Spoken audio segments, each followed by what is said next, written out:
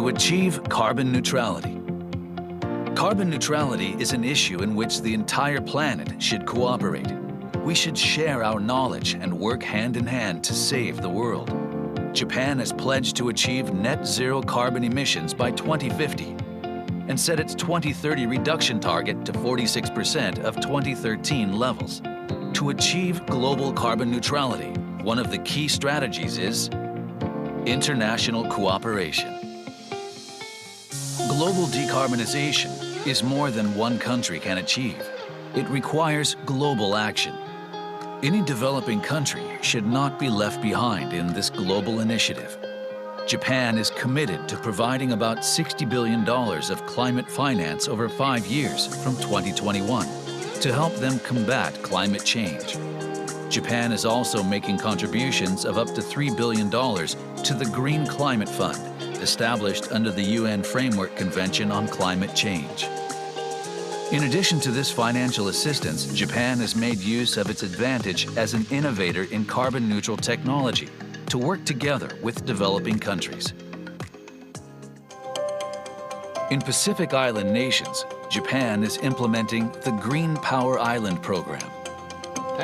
Many Pacific nations depend on imported diesel fuel for power generation, making reducing emissions and ensuring energy security major issues.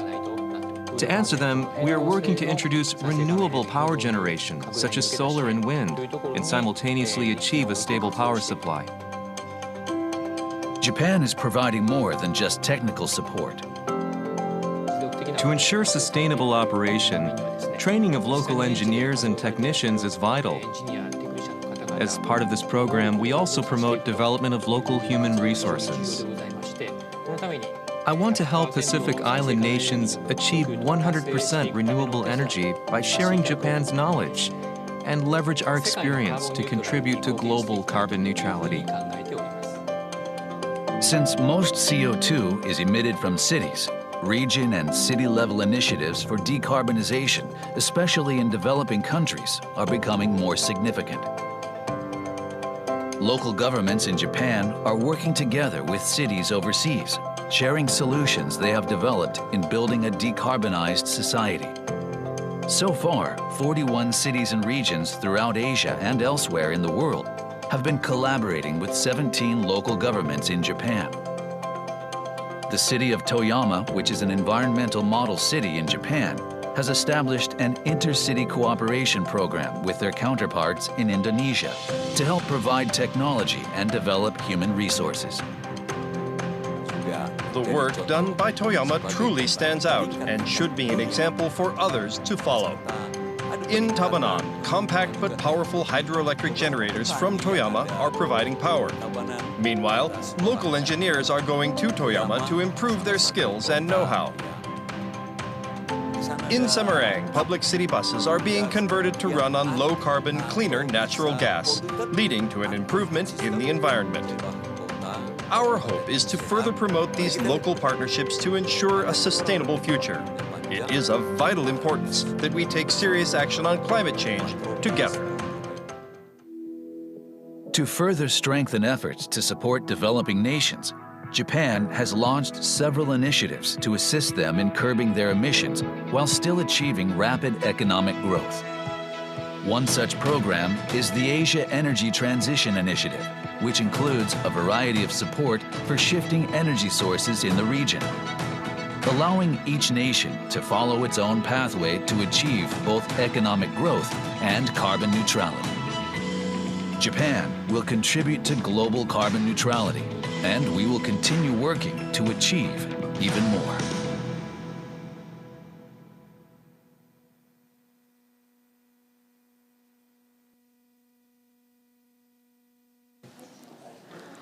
Dear distinguished guests and participants, welcome to the Zero Carbon City International Forum. We are going to start shortly. Before the forum starts, there are a few housekeeping announcements from the Secretariat. The program is available on the forum website. During this session, there will be simultaneous interpretation between English and Japanese. Please choose the language you want to listen to using the interpretation function on your Zoom tab. Thank you very much for your attention and cooperation. Excellencies, distinguished guests, and participants, thank you very much for your participation in the Zero Carbon City International Forum, organized by the Ministry of the Environment Japan and the Office of the United States Special Presidential Envoy for Climate. To begin the forum, we would like to show you a video message from His Excellency Mr. Kishida Fumio, Prime Minister of Japan, to welcome you to the forum.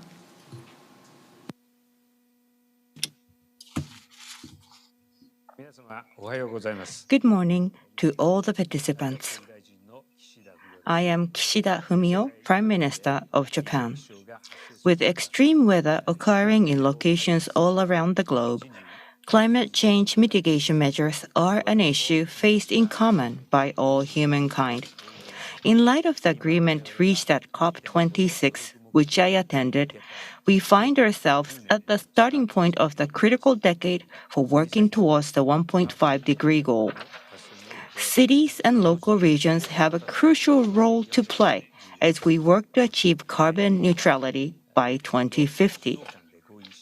In line with the U.S.-Japan climate partnership that our countries agreed upon at the summit level, Japan will, working in cooperation with the United States, take climate actions now underway at our regional levels and accelerate them at a global scale. As one part of those efforts, today we are organizing the Zero Carbon City International Forum as a joint initiative by Japan and the United States for the first time. United States Ambassador Rahm Emanuel, who has served as the mayor of Chicago, is among those taking part today, and I feel tremendously invigorated by the participation of cities, local regions, and relevant institutions and organizations that are carrying out leading-edge efforts all around the world. I advocate a new form of capitalism and a vision for the digital garden city nation, which aims to resolve the issues of local communities through the use of digital technologies. In both of these, local regions are the key actors. We will achieve reforms oriented to a carbon-neutral economy and society while revitalizing our local regions. Moreover, working together with like-minded Asian countries, we aim to create something that can be called the Asia Zero Emissions Community in order to drive Asia's decarbonization. I regard decarbonization efforts at the city and local region levels as essential elements of this vision. Let us send out to the world the message of the efforts being made by today's participants and develop those efforts further, thereby vigorously advancing decarbonization globally. I will end my remarks this morning by conveying to you my high expectations for the endeavors being made by municipal and regional governments around the world and for the efforts being undertaken by relevant institutions and organizations in support of work in progress. Thank you. Thank you very much, Prime Minister Kishida, for your message. Now, we would like to start the opening session. First of all, I would like to introduce two distinguished speakers for the session. His Excellency, Mr. Yamaguchi Tsuyoshi, Minister of the Environment, Japan, and His Excellency, Mr. Rahm Emanuel, United States Ambassador to Japan. Thank you very much for your participation today. Now, I would like to invite His Excellency, Mr. Yamaguchi Tsuyoshi, Minister of the Environment, Japan, to deliver his opening remarks. Hello, distinguished guests and participants from around the world. I am Tsuyoshi Yamaguchi, Environment Minister of Japan. It is my great honor to co-host the second Zero Carbon City International Forum with the United States Office of Special Presidential Envoy for Climate. I am grateful to all the speakers and moderators for this forum from 22 cities and 10 organizations. Ambassador Emanuel from the United States, I am most grateful to you for your opening remarks. And I would like to express my gratitude to Ms. Patricia Espinosa, Executive Secretary of the UNFCCC, for a video message. I also thank the UNFCCC Secretariat, ICLEI, and IGES for cooperating in this forum. While we hold this forum, we are all worried about the situations in Ukraine, the heartbreaking situations. I do hope that peace will prevail in Ukraine again as early as possible. We must make it happen. Our prayers are with Ukrainian people. As Prime Minister Kishida stated, the next decade is critical to decarbonize the world by 2050. We will decarbonize the Japanese economy and society through innovation. We know that it will also revitalize our industries. In this context, decarbonization efforts by local governments are very important. We are encouraging subnational decarbonization efforts, for example, promoting local energy resources or compact, low-energy consumption lifestyles. The number of Japanese zero-carbon cities or local governments committing to zero carbon emissions by 2050 has now reached 598, covering 91% of Japan's population.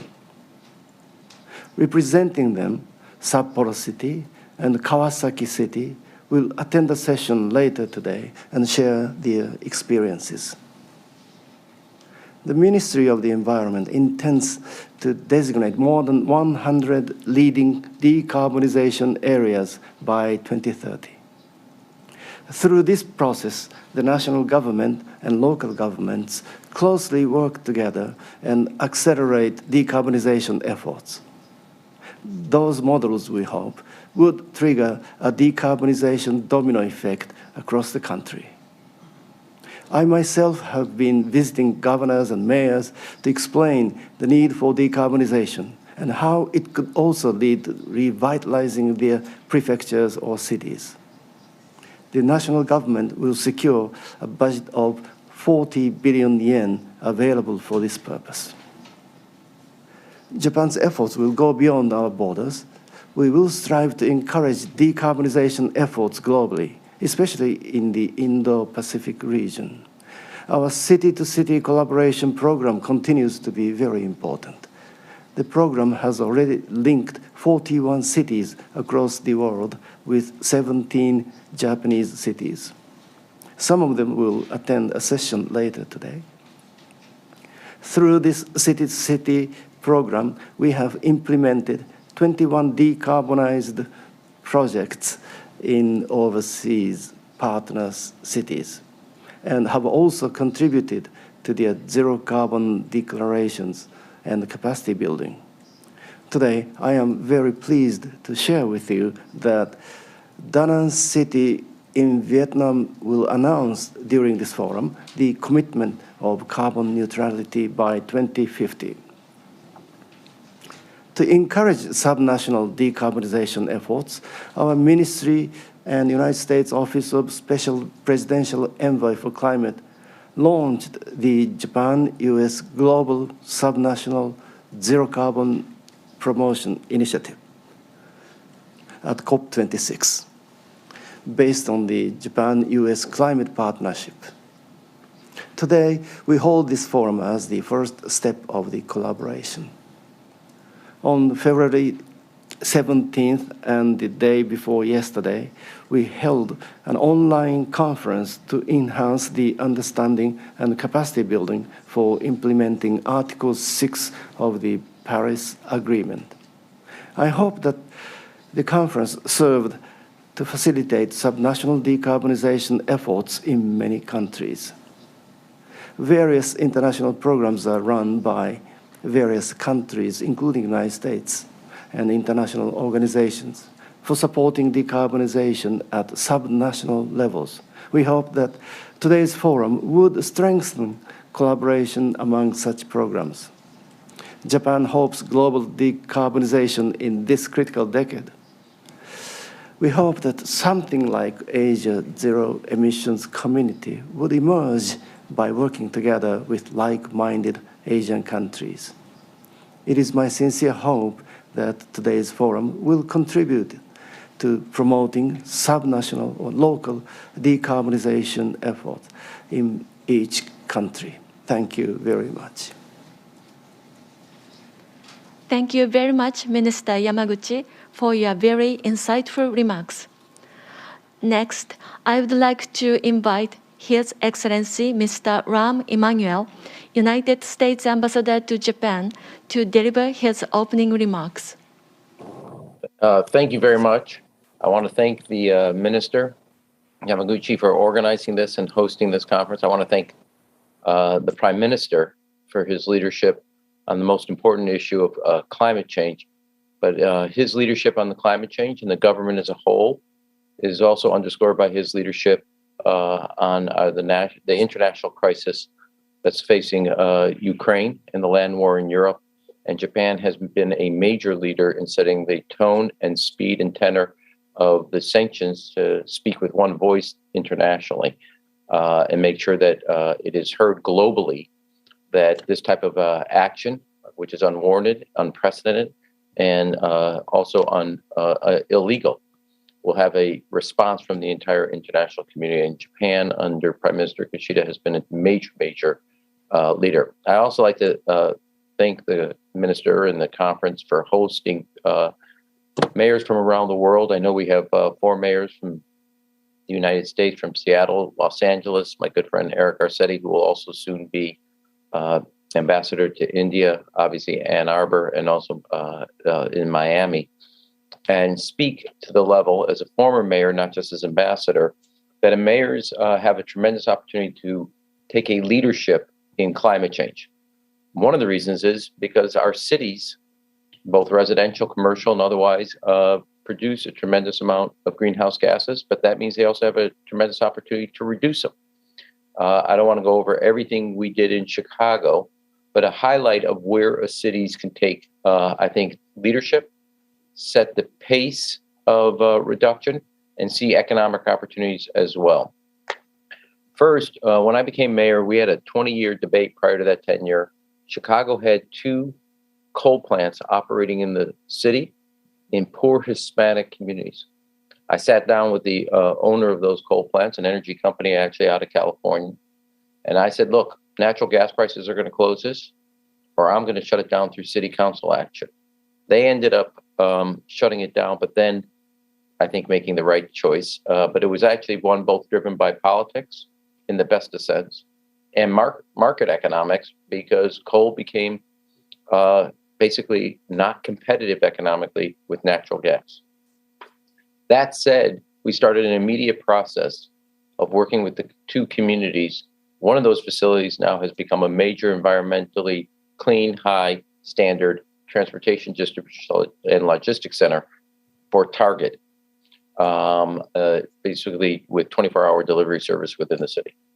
The second thing, which I think was very important, I always call it the 5th energy source. Obviously, there's nuclear, there's renewable, there's oil and gas, there's also coal, but actually energy efficiencies in your commercial and spaces. And we launched an effort to get about 25 million square feet under energy efficiency, more, better air conditioning, better insulation, better heating systems, modernizing. And I think if you did an inventory in your cities, you will find a lot of commercial space that was built decades ago that with upgrade could pay back not only money, create jobs, but also reduce greenhouse gas emissions. We ended up doubling the amount of square footage. When I left, it was around 57 million square feet under new kind of what I call the 5th energy source, which is more efficient use of energy in buildings, commercial space. It became a major driver, not only for jobs, but for reduction in climate change. We did that first on the public, challenged the private sector, and ended up with doubling the size of square foot, which was one of the largest, and led to Chicago being the only major city to receive from the Department of Energy the Gold Star Award for energy efficiency and energy, not only efficiency, but the smart use of energy efficiency. Third, it was the largest city at the time. We ended up doing LED lights throughout the entire streetlight system in the city of Chicago with a smart grid system.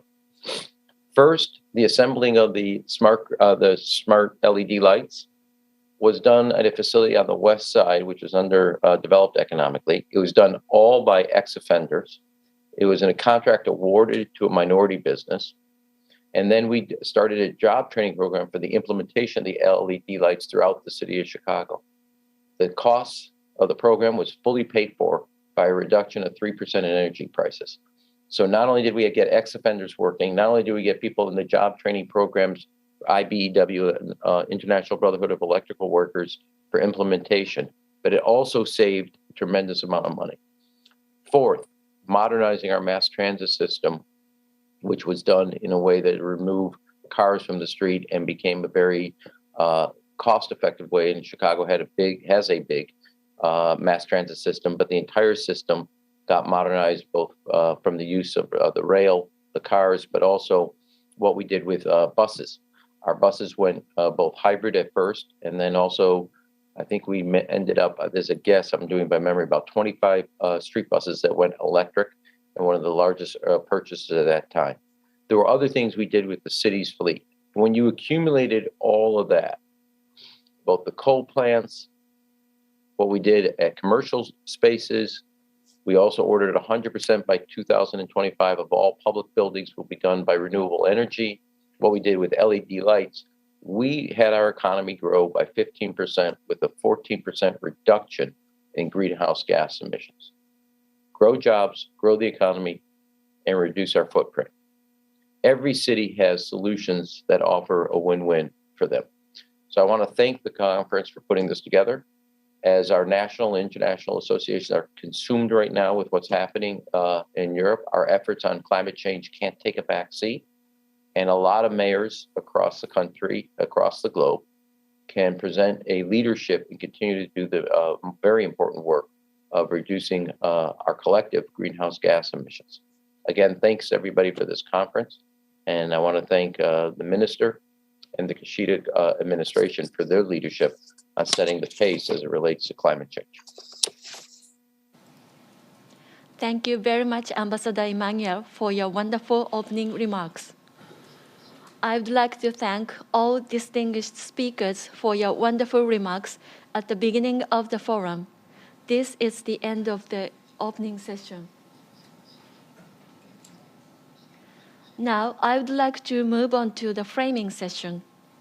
At this session, we would like to show you a video message from Madame Patricia Espinosa, Executive Secretary, United Nations Framework Convention on Climate Change.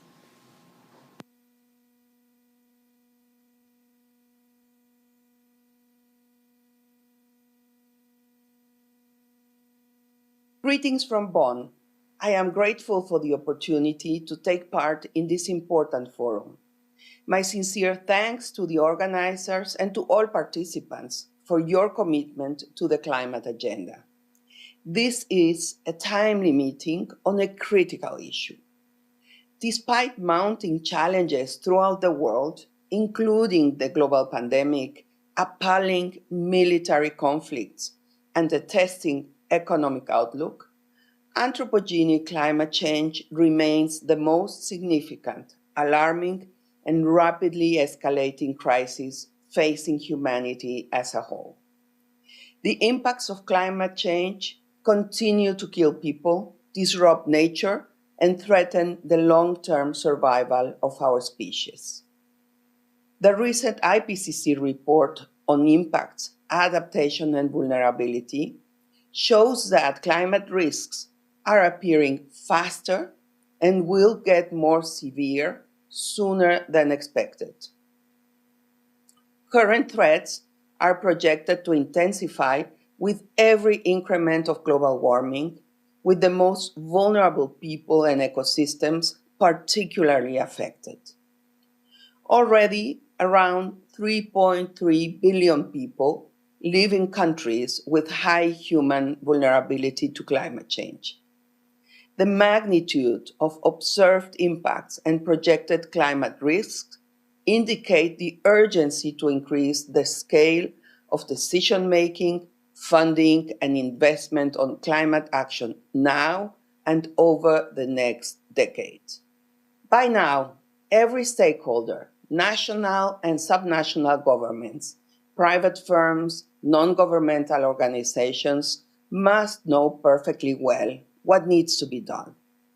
First, greenhouse gas emissions must come down decisively in the coming years, and carbon capture must grow significantly. Second, countries and cities, especially the most vulnerable, need to build resilience and prepare for the unavoidable impacts of climate change. Third, public and private finance needs to urgently be stepped up to make those two critical goals a reality. On mitigation, we have seen progress, but much more needs to be done, and much more quickly. The number of net zero commitments has increased significantly, not only from national governments, but also cities, businesses, and other stakeholders.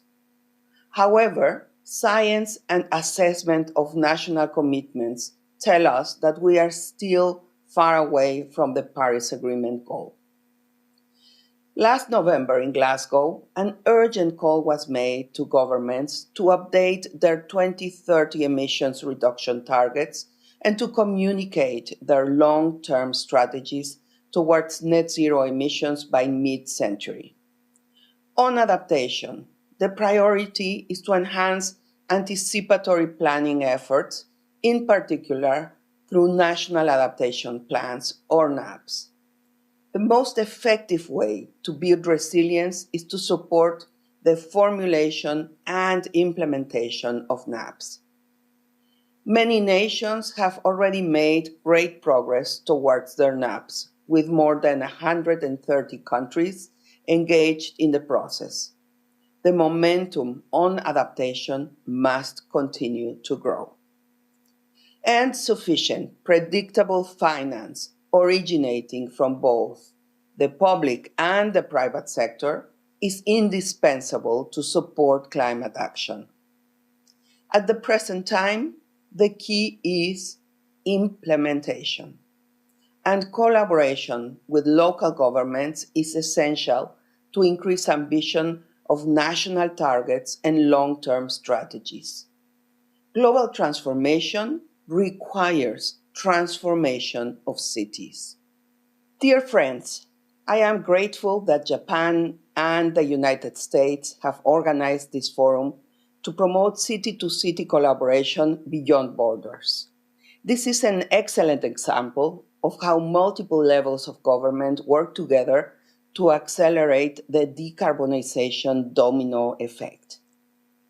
I am also pleased to know that the Japanese government has recently strengthened its support for local governments, and I thank Minister Yamaguchi for his leadership.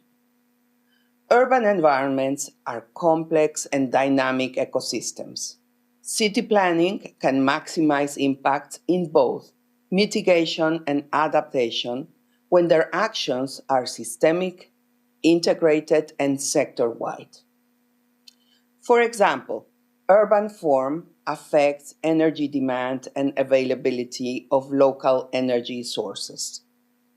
The nature of the building environment, such as shape, size, density and configuration of buildings, public transportation networks, proximity to public spaces, influence energy demand and local renewable energy potential.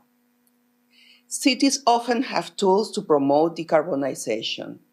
Expansion of green spaces, such as parks, road trees, and rooftop vegetation, help mitigate the urban heat island effect and remove carbon from the atmosphere.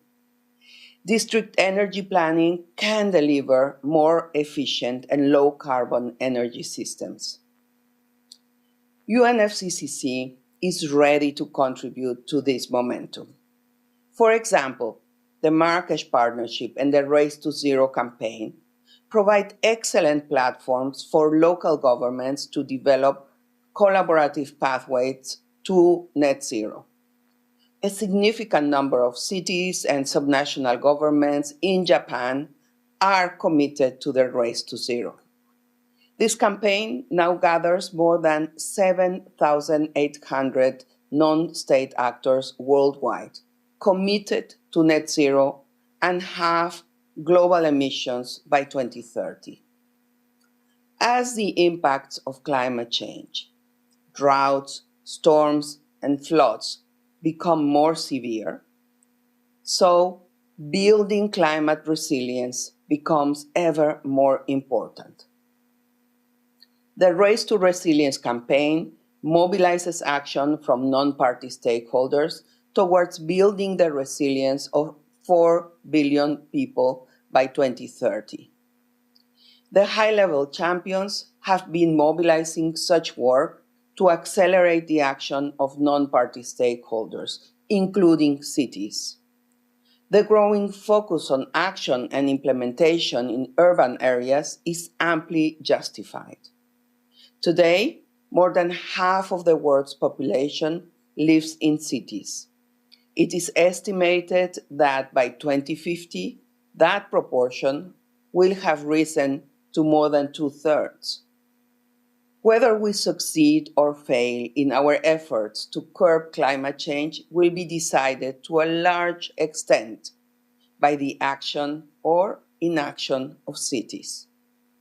It will be up to all of us to rise to the challenge. I am confident that with your commitment, determination, and spirit of innovation, we will succeed. Thank you. Thank you very much, Madame Espinosa. This ends the framing session. Now, we will start the session 1, Net Zero Transition, how cities are moving towards zero carbon. I would like to invite the moderator of this session, Ms. Angie Fife, Executive Director, Equitable USA. Ms. Fife, the floor is now yours. Thank you very much. Good morning and good evening to our distinguished guests, honorable mayors, ministers, and attendees. My name is Angie Fife, and I'm the Executive Director at ICLEI, Local Governments for Sustainability USA. It's my pleasure to be your moderator for this session. During the past 3 decades, ICLEI has advanced our understanding of climate change and the actions required to address global temperature increases while simultaneously reducing inequality and adapting to climate change impacts. In the fall of 2020, ICLEI and other partners developed a science-based target methodology for cities.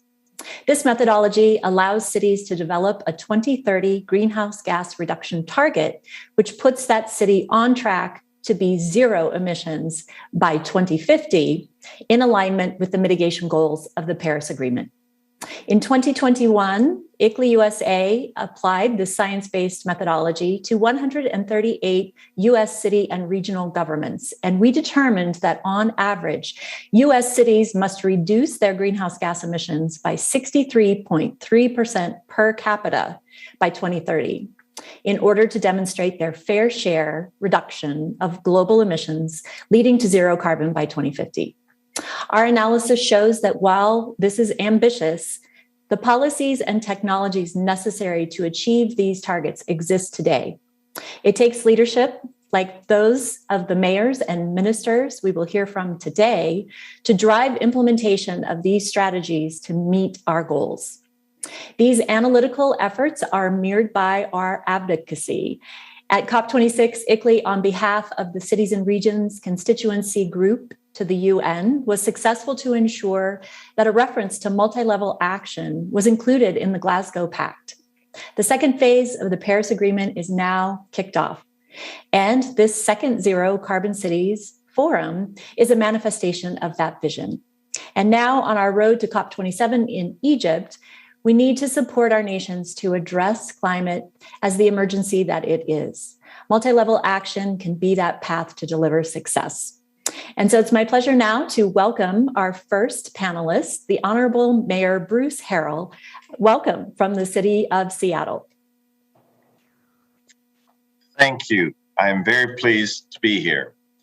As introduced, my name is Bruce Harrell, and I'm the mayor of Seattle, and I would like to at least start off by thanking the Japanese Ministry of Environment, the Office of the United States Special Presidential Envoy for Climate for hosting this conversation. And greetings to my fellow panelists from Sapporo, Sao Paulo, and Queensland, and Bonn. I'm very honored to be in such great company. I would like to begin my remarks by letting you all know that I'm very proud of my Japanese ancestry and am the first mayor in the city of Seattle of Japanese descent. And my deputy mayor, Kendi Yamaguchi, one of my 3 deputy mayors, is also of Japanese descent. And we jumped at the opportunity to share a few thoughts with you about climate change. Like the cities represented here and across the world, Seattle, Washington is already experiencing dangerous and unprecedented climate impacts. Our winter rains are torrential. Our summers have become dangerously dry. During the summer, we have a new normal state where our wildfires affect our air and our ability to breathe. Last June, as an example, in a city where less than half of our residents have air conditioners, our city faced temperatures upwards of 110 degrees Fahrenheit. That's 43.3 degrees Celsius. It's never been that hot in Seattle. So every year seems to bring more alarming experiences that threatens our health, our infrastructure, our safety, and our planet, and disproportionately affects our lower income communities. So we know the solution to the crisis requires national and international action and collaboration. We also know that cities today can show the leadership to be bold and collaborative. So that's what we're doing here in Seattle. We think that Seattle, like many cities, have 2 unique levers to do things at once. The first is to implement creative and responsive policies to address climate change. But equally important is to create economic growth for a more sustainable city. So here in Seattle, we're doing just that. And I was elected on this kind of platform to align those 2 priorities. Here are a few examples. We know that transportation is the leading source of climate pollution here in Seattle. So we are investing billions of dollars, that's with a B, toward a carbon-free light rail expansion, new electric buses, and our light rail expansion are going north and south primarily, but also east and west. So it's just not a straight shot through our city connecting our region, but also going to areas outside of the core city. We're investing in electric buses and bike lanes and safe sidewalks, and we're encouraging more activity from human beings and less of a reliance on fossil fuel. Our residents now understand how important this action is. Now, in order to raise money for these kinds of projects, tax dollars, we take it to our voters. These are voter approved.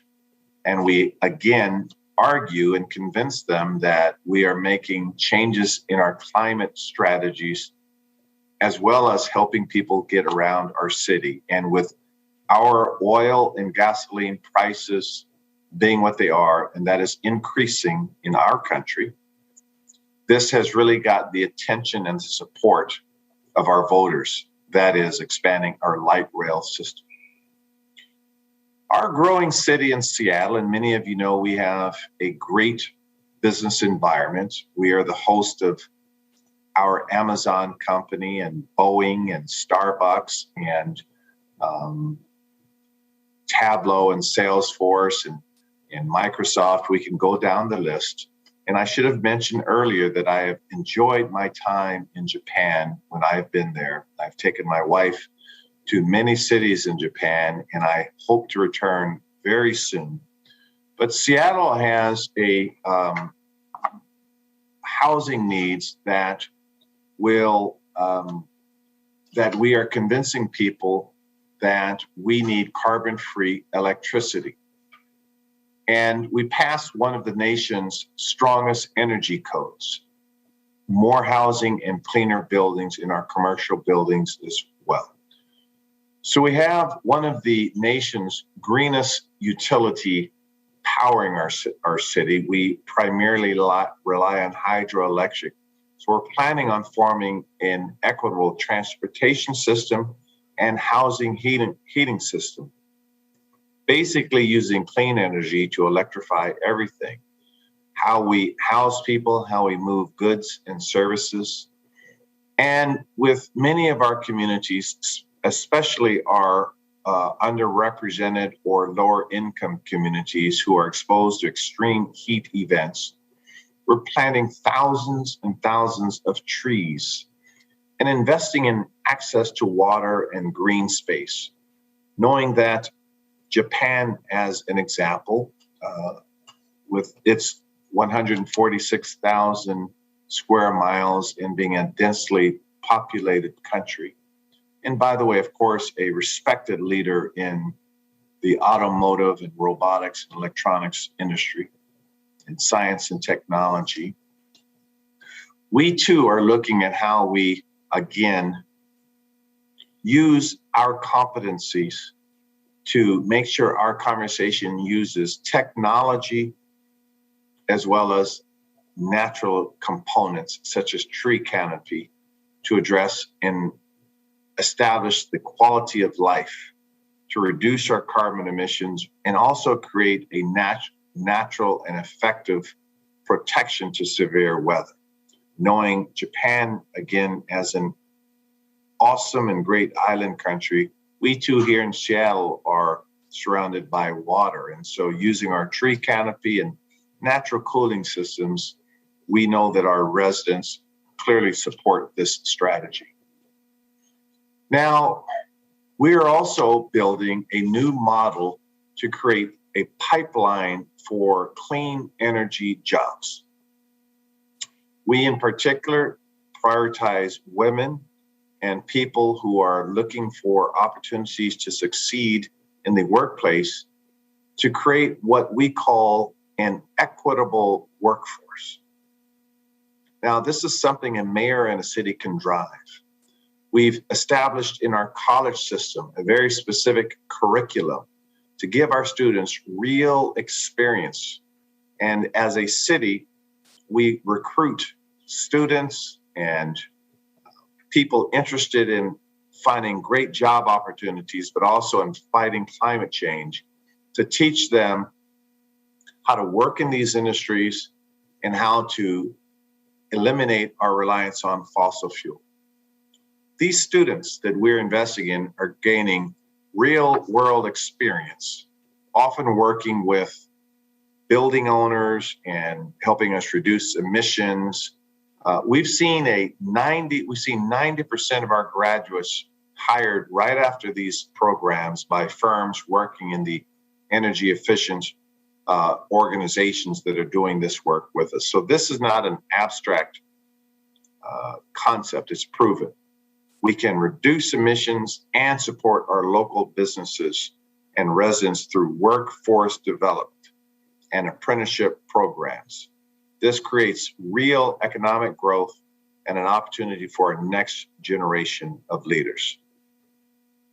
So I believe, as the mayor of Seattle, that the time is now for cities to be bold, to show what solutions work, to look at the new workforce development strategies. We know there's so much work to do.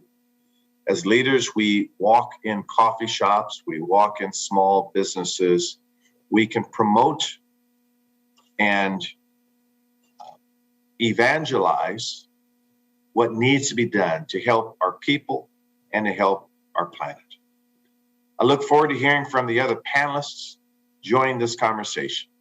I know Seattle will continue to be a trailblazer and a collaborator, and we continue to be, as I say, the ultimate student in climate change. This is something we all could learn about, to be smarter and to love our planet and love the people who inhabit our planet.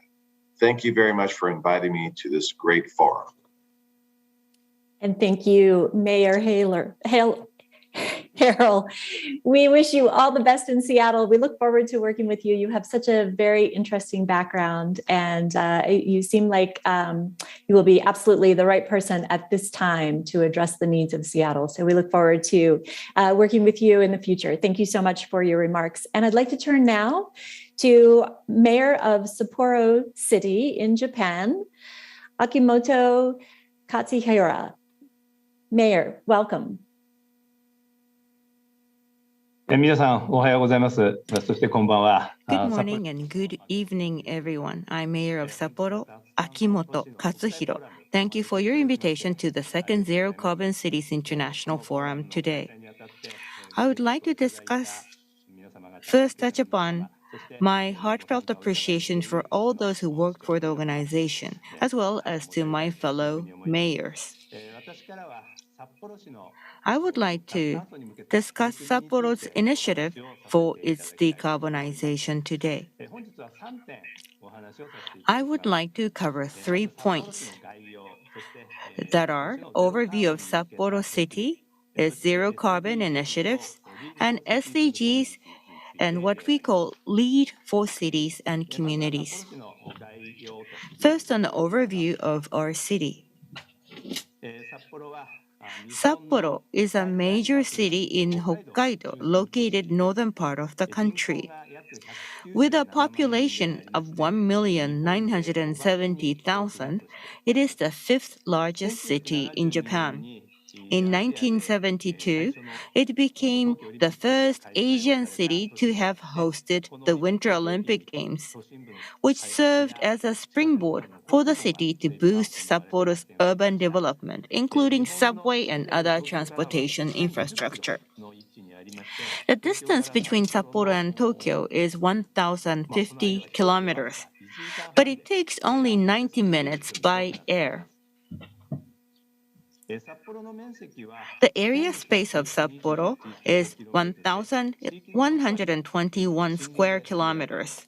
60% of the land is covered by forest. The urban center of the city is encircled in green on this map. It is some 350 hectares in size.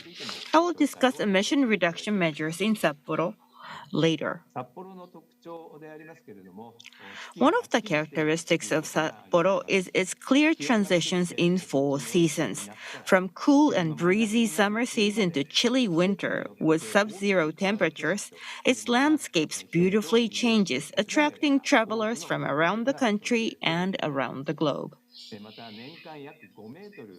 With annual snow accumulation of 5 meters, it is a snowy, cold region. It is one of the rare big cities with over a population of 1 million, with so much snowfall. Let me now turn to our zero carbon initiatives. In February 2020, Sapporo declared that it would bring down the GHG emission in the city to net zero, making itself a zero carbon city by 2050.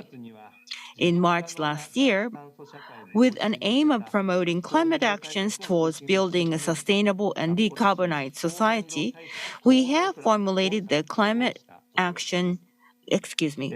Change Action Plan.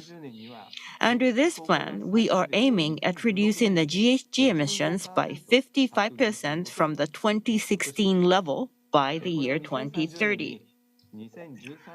Compared to the national goal of 46% reduction from the 2013 level by 2030, set by the Japanese government, it is a more aspirational target. Sapporo is hence committed to leading Japan's climate actions. There are two major dimensions in our endeavor.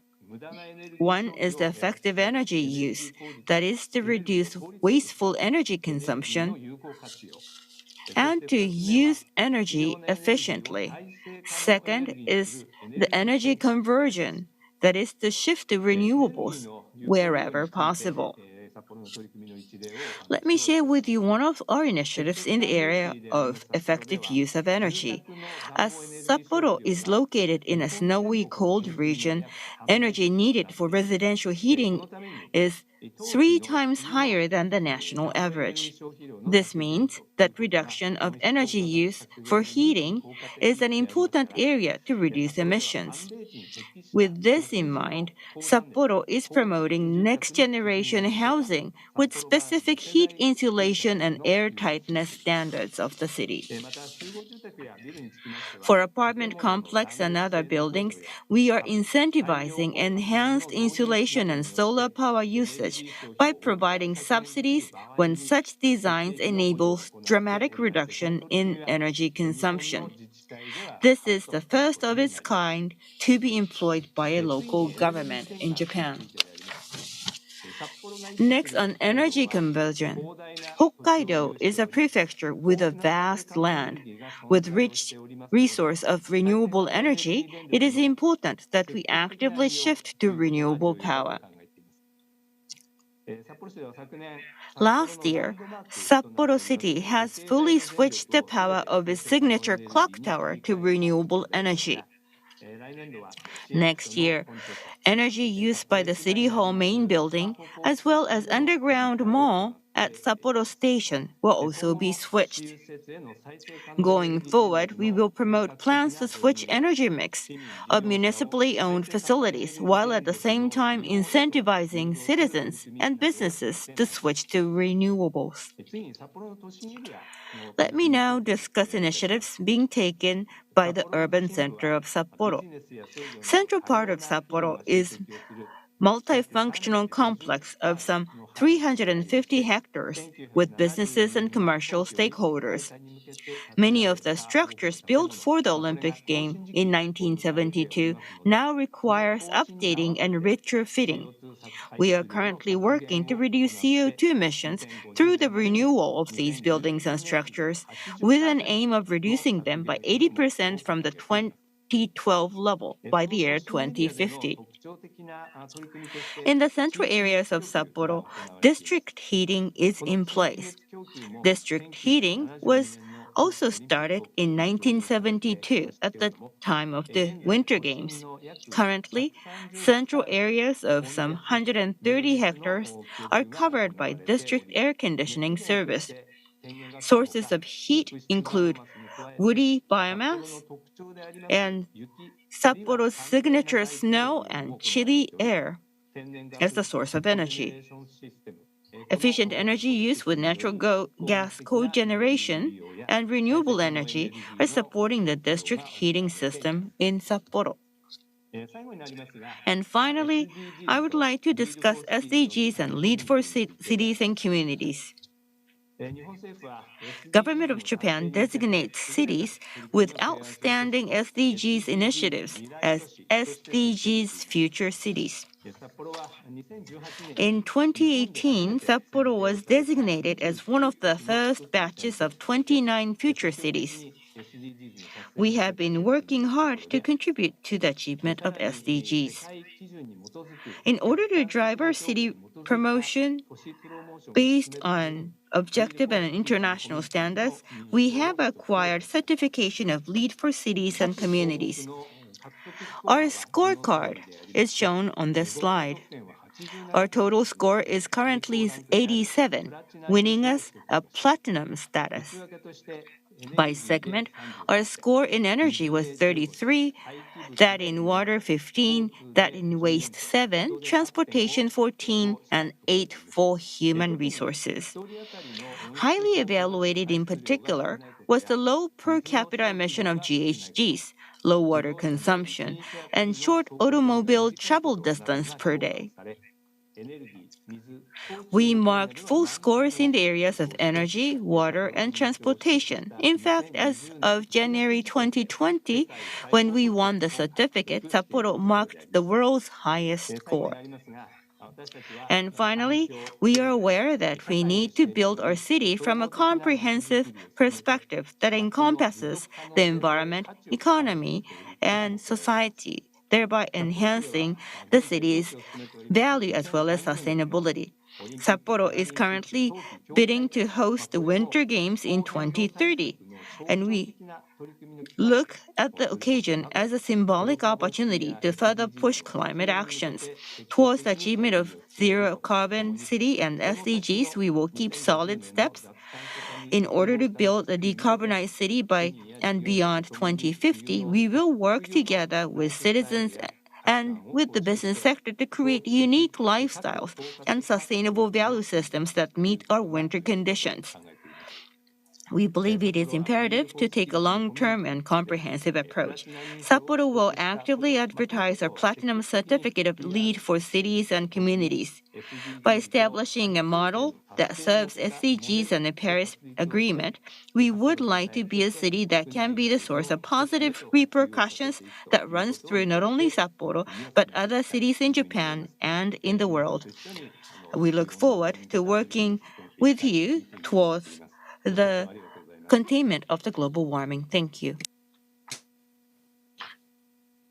Thank you, Honorable Mayor. Thank you for that very detailed presentation and congratulations on your achievements. I'd like to turn now to a video message, which comes to us from the Secretary of Infrastructure and Environment, Mr. Marcos Pineda, with the state of São Paulo.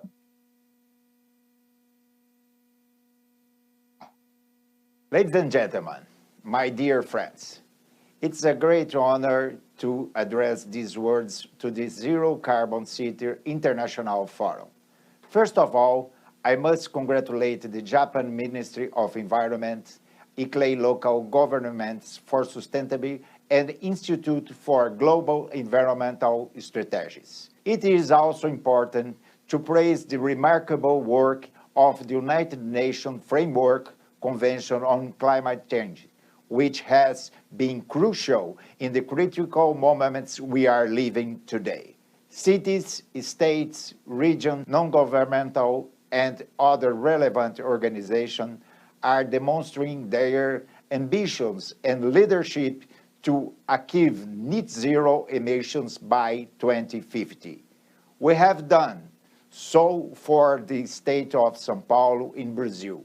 Last July, when the governor of the state signed a decree joining the UN Race to Zero and Race to Resilience campaigns. Later in Glasgow, at COP, we presented the overall lines of the São Paulo 2050 Climate Action Plan.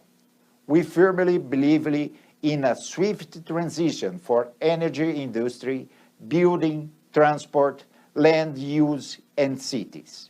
With more than 45 million inhabitants, São Paulo is the most developed state of Brazil and has a vital role in integrated city-level actions in collaboration with other stakeholders, including business, finance sectors, scientific community, civil society, groups, and especially those who are vulnerable. This year, we will launch a climate action plan that involves 5 guidelines: accelerated electricity, advanced fuels, systemic efficiency, resilience and nature-based solutions, and green finance and innovation.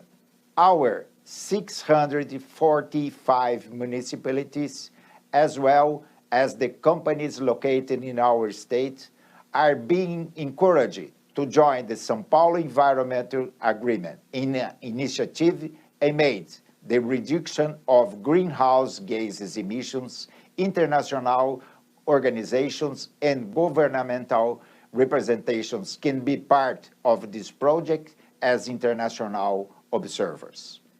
Together, we are pressing our national government to implement the national determined contributions, particularly but not restricted to protecting the Amazon rainforest. Last year, we launched the Amazon 10 Fund, which has invested more than $20 million in research in clean energy, biodiversity, and climate change in the Amazon region. We strongly believe that actions like these will help us move towards a decarbonized energy, a more equitable society, and a sustainable environment. Now, with the geopolitical regimes, we will intensify our cooperation with other regions and countries towards a zero-carbon energy security, exchanging information and transferring new technologies. Cities and regions can lead this way in the so-called decarbonization domino effect under the Race to Zero campaign. Our municipalities will be part of this decarbonized economy. The state of São Paulo is a reference in Brazil and to Latin America. All of us here together, we will achieve more concrete and ambitious goals. I wish you all a most fruitful event. Thank you so much.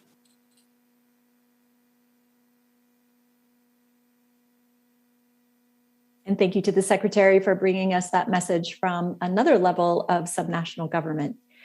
We have now a video message from Cameron Dick from Queensland. He's the Treasurer and Minister for Trade and Investment.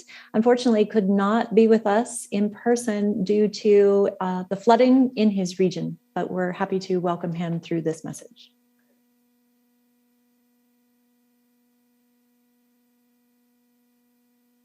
Good morning. And as we say in Queensland, g'day to all of my friends and colleagues in Japan. It is an honour to address such a large and significant gathering today. The decarbonisation of energy markets and the transition to clean fuels is a global objective and a goal Queensland is on track to achieve. Our state is proud to have in place a 50% renewable energy target by 2030, and we've also committed to reaching net zero emissions by 2050. Queensland's progress towards these targets is supported by our abundant natural resources, namely sunshine and wind. This, combined with our extensive network of energy infrastructure, powers a flourishing renewables industry here in this state. We currently have 34 large-scale renewable energy projects operational in Queensland. A further 14 are under construction or have achieved final investment decision.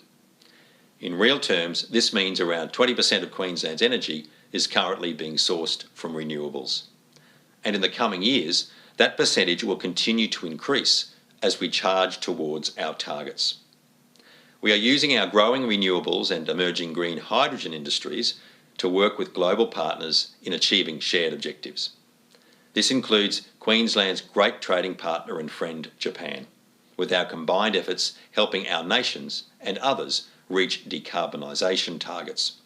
For example, Japan's Ministry of the Environment has supported Sojitz Corporation and Nippon Engineering Consultants' work with Queensland government-owned CS Energy. This partnership has led to the establishment of the Renewable Hydrogen Transport Demonstration Project.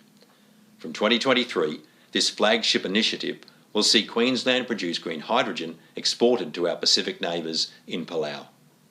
This will reduce the island nation's reliance on fossil fuels while demonstrating the viability of transporting renewable hydrogen to the world.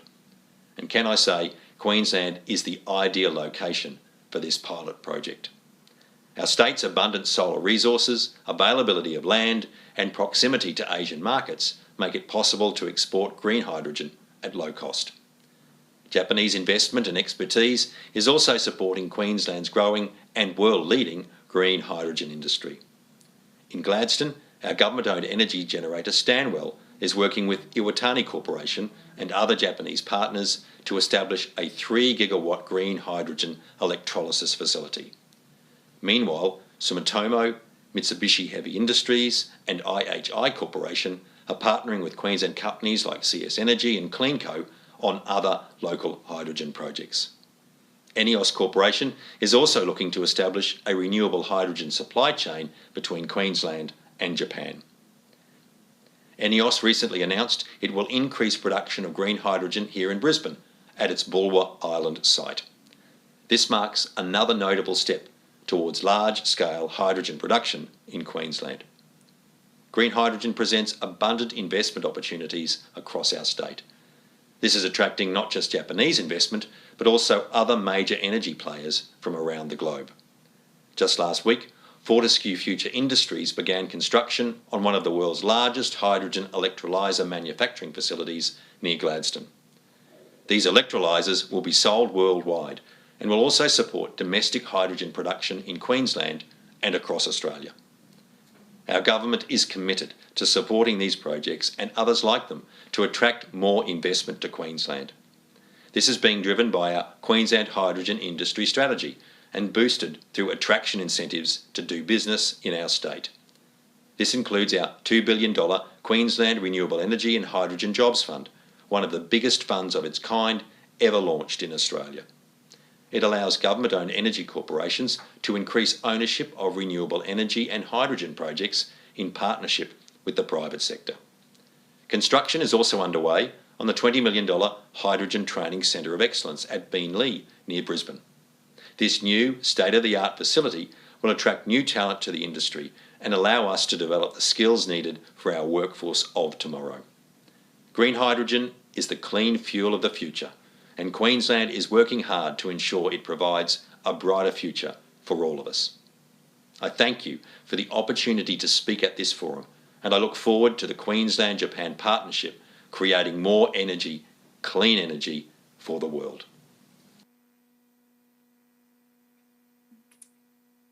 Thank you so much for that message of hope from Oceana. And we conclude our panel today with Mayor of Bonn, Katja Dorner.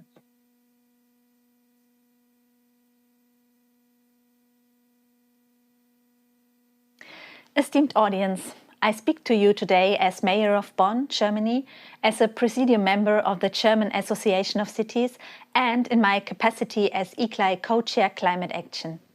Thank you for inviting me to share my thoughts and vision about a carbon-neutral future at this pivotal moment in time. Germany took over the G7 presidency in January and announced a set of clear priorities: achieving a sustainable climate-neutral planet, achieving economic stability and transformation, improving health and achieving rapid progress with COVID vaccinations globally, investing in a better future, finding ways to deal with the challenges presented by authoritarian regimes and make democracies more resilient. Less than 2 months later, the war in Ukraine is challenging the resilience we seek. And it makes us understand that, besides a humanitarian catastrophe, the timeline for mastering the energy transformation has been cut short due to us still depending on fossil energy provided by that same regime attacking Ukraine. The pathway to clean energy and climate neutrality has now become the pathway to our own resilience. Cities are always at the forefront when solutions to global challenges are needed. We stand up for freedom, democracy and human rights. In cities worldwide, people are taking their concern and their wish for peace to the streets, expressing their solidarity with the people of Ukraine and with all those opposing the war. We cities join forces in national and international networks like the German Association of Cities and ICLAI Local Governments for Sustainability. We foster cooperation on implementing climate and sustainability goals, peer learning and exchange. The German G7 presidency has recognized the transformative power of cities. It is time that the urban perspective and the important urban contributions are brought to the table and acknowledged. Therefore, In early May, an urban summit will bring together city leaders in the G7 and launch a declaration of the Urban 7 Group. Like Bonn, many cities in the G7 have geared up for the energy transition. The number of local governments who, like Bonn, adopt the climate neutrality goal grows as we speak. Like Bonn, cities implement renewable energy solutions themselves and change building regulations towards more ambition. Like Bonn, with its participatory Bonn for Future process, they mobilize the cities to act. Did you know that this year, some 2,200 children will join the so-called Climate Driver's License program? Also, like Bonn, cities and towns are reaching out to their citizens, offering them expertise, tools like solar catasters, consulting services, and advice. My thanks go to our Japanese hosts and to all partners for providing this important platform today. At this historic moment, local action has become more important and more urgently needed than ever. However, the timeline we have to work in is short. There is no time to waste. We need to step up for climate neutrality now, in the interest of sustainability, in the interest of economic stability, and the means towards a better future, and as our armor as we build resilient cities. Thank you. Thank you, Mayor Dorner. And I want to thank our hosts, the Minister of Environment, the Special Envoy from the United States, and to our partners at IGES and my colleagues at ICLEI Japan office. Thank you and have a good day. Thank you, Ms. Fife, and distinguished Minister and Mayors for the wonderful and encouraging session. This is the end of the session 1. Now, we would like to move on to the next session, session 2, Working Together for Zero Carbon Society, National, Subnational, and City-to-City Cooperation. This session is moderated by Mr. Uchida Togo, Director, ICLEI Japan office. Uchida-san, the floor is yours. はい、皆様こんにちは。Hello, everyone. I am the director and representative of ICLEI Japan. Good evening, distinguished guests and attendees. My name is Togo Uchida. I'm the executive director for ICLEI Local Governments for Sustainability Japan office. And it is my pleasure to moderate today's second session on zero carbon roadmap and multi-level cooperation. Distinguished guests and attendees, cooperation and collaboration among actors is the key to achieve zero carbon goals. Last November, national, regional, and local governments got together at the COP26 that cooperation between national and subnational governments is in need to pursue the 1.5 degree target, which now has become the common target of the world. During the COP26, we have organized many local government sessions in collaboration with the Scottish Government and other local government networks. And the message was clear. Mutual learning through city-to-city collaboration is the key driver to raise ambitions and accelerate actions on the ground. And growingly, we are seeing national governments supporting such approaches across the world. Today, we will first ask inputs from the national governments on their actions to facilitate multi-level cooperation, and then invite local governments to provide us with some of their leading collaborative actions to achieve zero carbon society. So without further ado, I would like to hand over to our speakers today. But before I do that, we have a slight change of program. Unfortunately, the US government and the Chilean government, with their urgent matters, they won't be able to speak today. So in any case, well, that's unfortunate, but that means we have more time to discussion. So let's get on to the discussion. So first, I would like to hand over the mic to Mr. Ono Hiroshi, Director General, Department of Global Environmental Affairs, Ministry of Environment, Japan. So Mr. Ono, please. Thank you very much, Uchida-san. And good morning and good afternoon or good evening to everybody who is attending to this session too. It is my great honor to have a chance to talk with you and share the Japanese experience to promote sustainable or subnational or climate actions. I would say it is, we can call it a Japanese model. Next slide, please. Historically, Japanese local governments are very active on first, pollution control, like air pollution and water pollution. And they have been taking a very important role in promoting such pollution control measures for a long period of time. They are also very active in terms of broader environmental issues, including climate change, because they have quite significant features like full alignment with local resources and circumstances, and inclusion and linkage with direct inclusion with citizens, and integration of various sectors and achievement of local SDGs. Those are the advantage of local governments.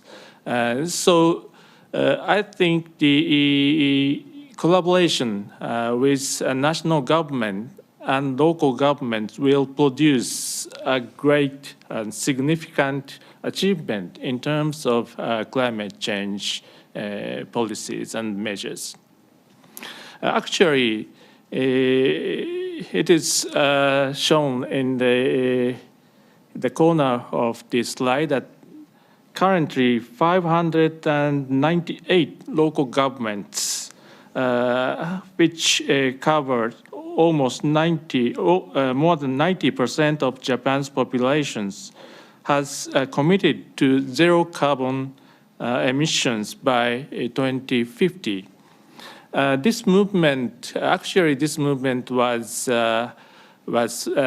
faster than earlier than the government movement. Encouraged by this local movement, the then Prime Minister Suga announced the 2050 climate neutrality goal in Japan, in entire Japan, about more than 1 year ago. So this is just one example of local government's initiative in terms of climate change. Next slide, please. In order to achieve zero carbon city, it's through cooperation between local and the national governments. The Council for National and Local Decarbonization, which was chaired by Chief Cabinet Secretary, was formulated and they formulated a decarbonization roadmap for local governments in June 2021. The core essence of this roadmap includes the creation of at least 100 model or decarbonized regions by 2030 during this critical decade. The government will mobilize resources over the next 5 years to concentrate it to these 5 or more model decarbonized regions and cities, and then create nationwide decarbonization domino effect in 2030 or after the 2030s. With this movement, just ahead of 2050, we are planning to build strong and resilient local communities throughout the nations. This is the broad and the roadmap, which was created by the National Council. Next slide, please. In order to realize this roadmap, that national government, Ministry of the Environment, Japan, and collaborated with other ministries, prepared for 3 pillars of supporting mechanisms. The first is human resources, the second one is technical information, and third one is finance. Today, I just want to focus on the third pillar of financial support from national government to local and subnational governments. And the national governments is determined to provide continuous and comprehensive support over the next several years to subnational and local governments who are very much enthusiastic about implementing the decarbonization measures. And the financial support includes the first, the grant subsidy to local governments, which account for 20 billion yen for fiscal year 2022. And the second pillar is the establishment of public-private fund, account for also 20 billion yen, for mainly a private decarbonization project, which will be implemented in the 100 and more decarbonized areas, or even outside of the areas. With those financial support, we are planning to attract so-called ESG finance, private ESG finance to those subnational and local governments. The next one, please. Turning into the international cooperation, the Ministry of the Environment Japan supports city-to-city collaboration between Japanese cities and overseas cities with enhanced exchange of knowledge and know-how, which are using for example, using the existing ties between cities like sister cities. And we have currently 41 cities in the world, which are linked with 17 Japanese cities. With this city-to-city collaboration program, we are planning to expect the delivery of zero carbon commitment from cities, and also the deployment of decarbonized infrastructure, as well as development of action plans and regulations. Next slide, please.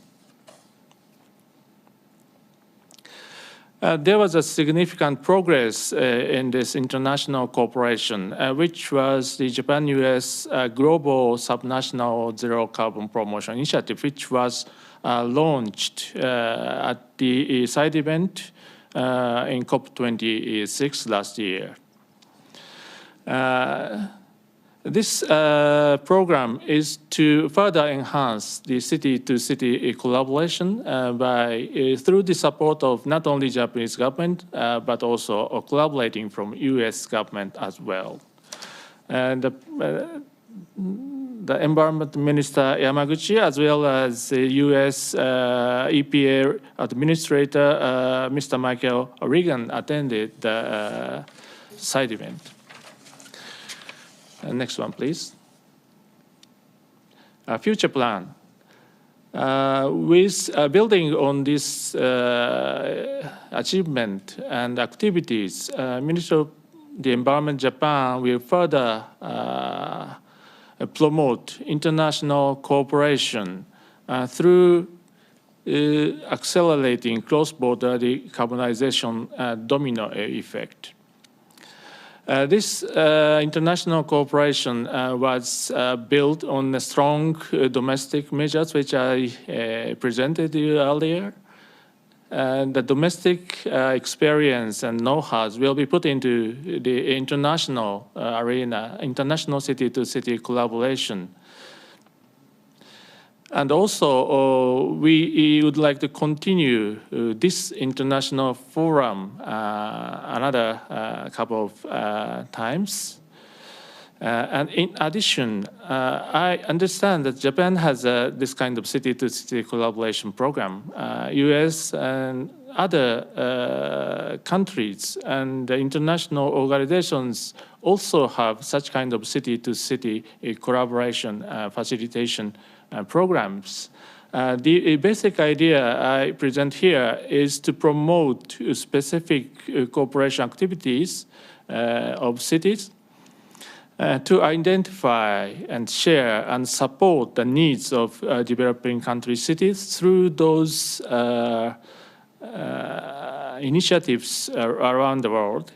It is effective and efficient to share the knowledge of those city-to-city collaboration programs led by many government and international organizations, and to achieve the horizontal, the expansion of such attempts to as wide as possible. This is our future planning, and I would like to listen, and I'm very happy to hear from your views on the future direction of the city-to-city collaboration. Thank you very much for your attention. Thank you very much, Director General Mr. Ono.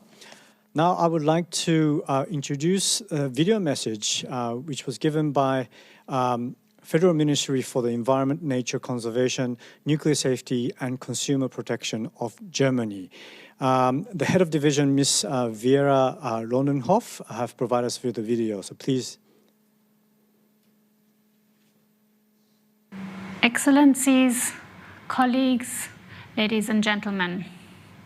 Thank you for the opportunity to represent Germany at the second Xero's Carbon City Energy Forum. Across the world, from Berlin to Tokyo, from community spaces to urban biodiversity, we know that cities are our key social, cultural, and innovation centers. More than half the world's population resides in cities, which are already responsible for 75% of CO2 emissions and 80% of global final energy consumption. With growing levels of urbanization, these figures are expected to rise even further, unless we pursue sustainable pathways. Just last week, the IPCC published its latest assessment report on the impacts, adaptation, and vulnerabilities related to climate change. The report once again confirmed the exceptional vulnerability of urban centers and key infrastructure to exacerbate climate impacts such as heat waves and flooding. As always, economically and socially marginalized citizens are affected most. Climate change risks will continue and rise rapidly in the mid and long term, particularly in the growing urban centers of the global south. On the other hand, it has become crystal clear cities are key actors for reaching the global goals of the Paris Agreement regarding mitigation and adaptation, as also clearly stated in last year's G7 communiques. Germany's G7 presidential program for this year also reflects this realization and emphasizes the transformative power of cities and municipalities for successful translation of climate goals at the local level, and also drives of innovation and leaders for people-centered solution. In this regard, cooperation is key, also between subnational and national governments, and here it is essential in achieving our goals. This September, Germany will, for the first time, organize a G7 ministerial on sustainable urban development. This will provide a high visible stage for sustainable urban development issues. On a more practical level, Germany has much experience for strengthening local and climate action, promoting multi-level cooperation and governance. Through our national climate initiative, we have invested more than 1 billion euros to support over 35,000 municipal projects in Germany in the area of climate-friendly investment and planning. Through our international climate initiative, we support ambitious climate projects worldwide. Since 2008, more than 750 projects with a total funding volume of over 4.5 billion euros in more than 60 countries have been implemented. 8% of ICI funding goes directly to projects strengthening subnational and urban climate action. One great example is the City Climate Finance Gap Fund, the first global fund supporting the early stages of project development. It has the potential to unlock 4 billion euros of investments for implementing climate plans in cities. So far, the GAP Fund has approved technical assistance for 33 cities worldwide, and more cities will come. The GAP Fund is part of the Leadership for Urban Climate Investment Initiative, known as LUCI, which we presented at the UN Climate Action Summit in 2019. It brings together governments, banks, city networks, and think tanks on the path towards net zero emissions. Clearly, cities cannot tackle climate change alone. National governments and the respective ministries have the difficult responsibility of creating the enabling environment that allows cities to ambitiously address climate change. This includes, first and foremost, access to the necessary financial resources. It is assumed that over 2/3 of urban mitigation potential can only be realized if corresponding national legislation exists or through coordinated multi-level action by national, regional, and local governments. In this context, embracing multi-level and collaborative action must be the new normal. To conclude, I would like to thank the Japanese government, who will host the G7 presidency next year, once again for publishing a global subnational carbon initiative, which provides a great opportunity to learn from each other and to step forward into a better future. I wish you fruitful discussions, and thank you very much for your attention. Okay, now I would like to move on to hearing from the cities who are participating in this session. I would like to first start from Kawasaki City from Japan. We have Ms. Igarashi and also Mr. Matsuda from Kawasaki City. So please, the floor is yours. Hello, everyone. My name is Igarashi from the Kawasaki City Environment Bureau. Thank you for giving me the opportunity to speak at this conference. Together with Mr. Matsuda from the City's Bureau of Economy and Labor, I would like to explain about Kawasaki's zero-carbon initiatives and intercity cooperation with the special province of Jakarta. Thank you very much for your cooperation. As the core of the Keihin Industrial Zone, Kawasaki has supported economic growth and driven Japanese industry. In addition, the city has high concentration of environmental technology and industries and a large number of environmentally conscious citizens and businesses based on the experience of cooperation among citizens, businesses, and the government in addressing environmental issues in the areas of pollution and waste.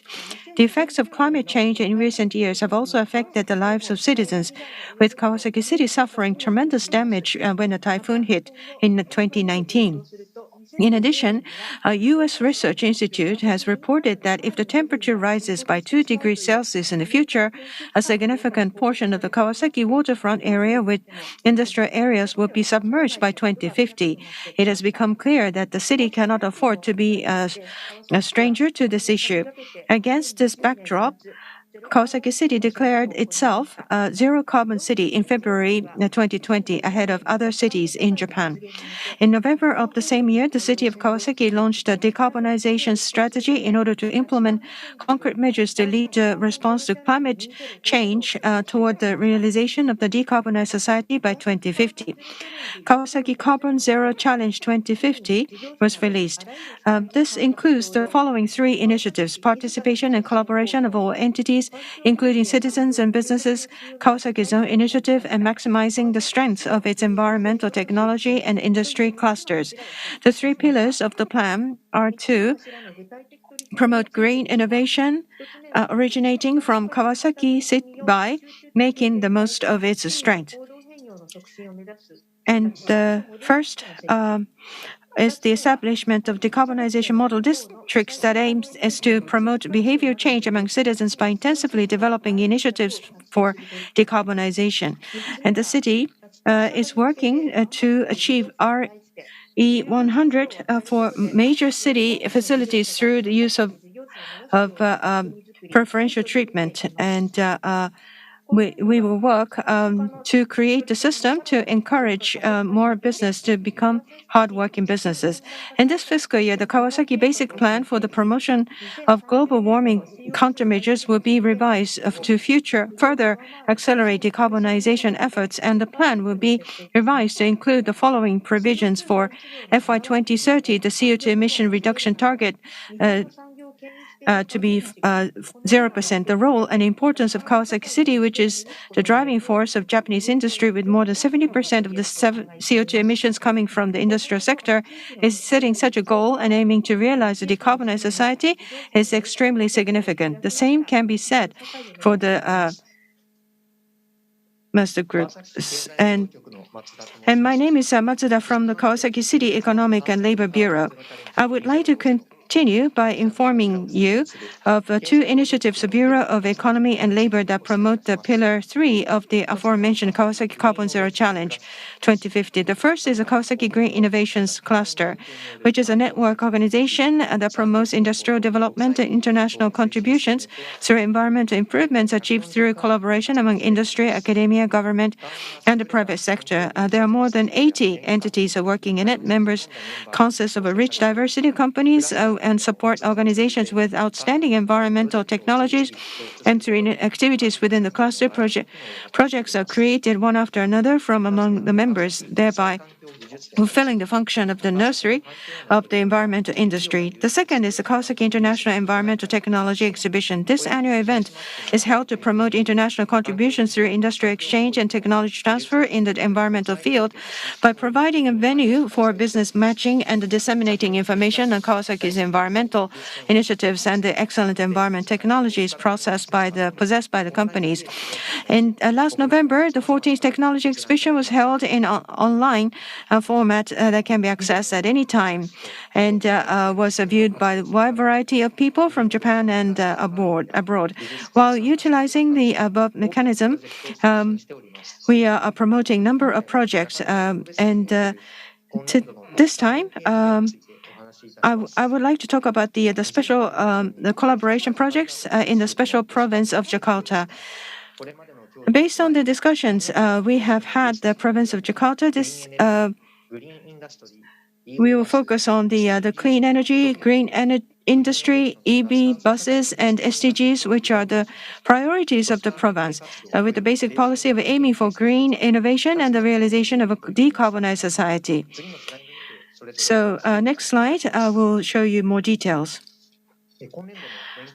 So, as one of the collaboration activities this year, an online workshop was held in December to share knowledge about decarbonization in both cities, and a video tour of a company in Kawasaki that operates an appliance recycling business was organized, and approximately 90 participants took part in. In addition, an online exchange meeting was held between the aforementioned cluster members with Pekanbaru, Special Province of Jakarta, to introduce the technologies of companies. And there were a lot of questions raised, and it was very active. We had very active exchanges. And the next year, we would like to even we would like to accelerate such activities. In parallel, we conducted case formation studies on introduction of hydrogen energy, EV buses, and energy conservation in the industrial sector in cooperation with private companies. We will continue to work with the Jakarta Special Province and the private sector to generate projects that will contribute to the realization of the decarbonized society in Jakarta. That is all. Thank you very much for your attention. Thank you very much, Ms. Igarashi and Mr. Matsuda. Now I would like to ask input from Los Angeles. Ms. Victoria Simon, thank you very much for being patient. Yep. Okay, so the floor is yours, please. Thank you so much. Well, half of the world's population lives in cities, which is why they're the center for commerce, innovation, culture, and travel. If you don't mind, just going to the next slide. This is also the reason that they're particularly vulnerable to the impacts of climate change. We see in our own city of Los Angeles worsening heat waves, historic droughts, and record-breaking wildfires. We not only need to build resiliency to address the risk, but work to prevent them from getting worse. With this in mind, Mayor Garcetti has made Los Angeles a model in the planning and implementation of climate action work through LA's Green New Deal. Next slide.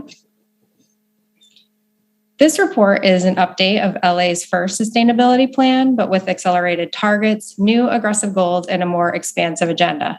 It's also LA's first plan that's compatible with the Paris Climate Agreement, meaning a plan that will make LA carbon neutral by 2050. We're proud to say that we remain on track to achieve that goal. Next slide. This plan is far more than a book that sits on a shelf detailing our aspirations. LA's Green New Deal is truly a roadmap towards our goals, with 445 initiatives that assign responsibility and due dates for departments throughout the city. As you can see by the breadth of our work, LA's Green New Deal goes beyond simply reducing carbon emissions. We're tackling environmental justice, affordable housing and homelessness, food deserts, and biodiversity. This is part of our plan to holistically build a more sustainable city. Nevertheless, reducing greenhouse gas emissions remains a central pillar of our work, so I'll focus on what we call the 5 zeros. Next slide. In inventorying our greenhouse gas emissions, it became clear that there were 5 key sectors that needed to not just change, but fundamentally transform for us to achieve carbon neutrality by 2050. The 5 zeros, as we like to call them, focus on our energy grid, our building stock, our transportation system, waste, and our water supply. Next slide. If we're successful in our efforts to the potential benefits are tremendous. From 1,650 premature deaths being prevented to saving $16 billion to creating hundreds of thousands of jobs. There's not a moment to lose in this fight, so let me tell you a little bit more about what specifically we're doing. Next slide. Transitioning LA's energy grid away from fossil fuels and towards carbon-free energy is foundational to LA's carbon neutral future. When LA's Green New Deal was released in 2019, the goal was to achieve 100% carbon-free grid by 2045. Many said this wasn't possible for a city of our size and complexity, but working with the U.S. Department of Energy's National Renewable Energy Lab, NREL, we undertook a groundbreaking study called LA100 that determined that not only is this achievable, it's reliable, affordable, and we could do it by 2035. That's actually 10 years faster than our original goal. LA's grid is now powered by 60% clean energy, and we're the #1 solar city in America. Through this partnership with NREL, we're charting a course towards a 100% goal and serving as a model for similar studies across the country. Next slide. Buildings are the largest source of climate pollution, and tackling our building stock is integral to achieving carbon neutrality.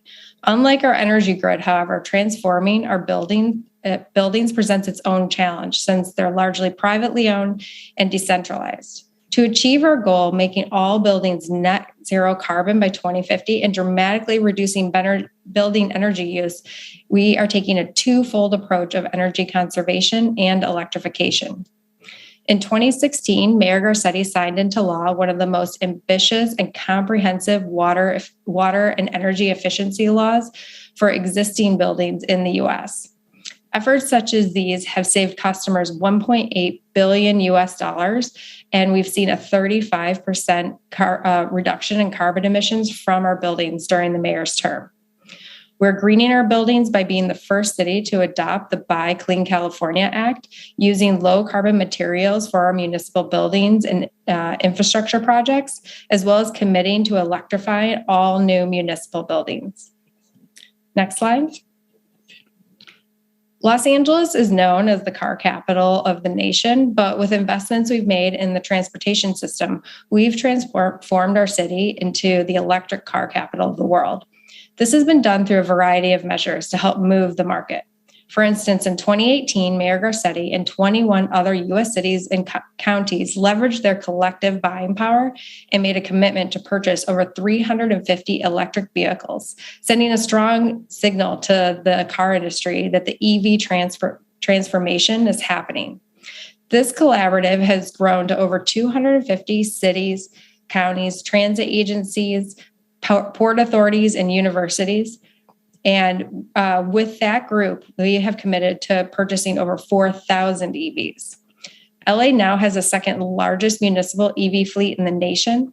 And we're also collaborating with partners across the Pacific. In January, the Port of Los Angeles, Port of Shanghai, and C40 cities announced a first-of-its-kind partnership to create the world's first trans-Pacific green shipping corridor between the ports in the United States and China. Next slide. While waste is a much smaller percentage of our overall greenhouse gas emissions, it's significant in terms of the type of emissions released from landfills and also the potential it holds for being able to provide power through anaerobic digestion, along with revitalizing our soil through composting.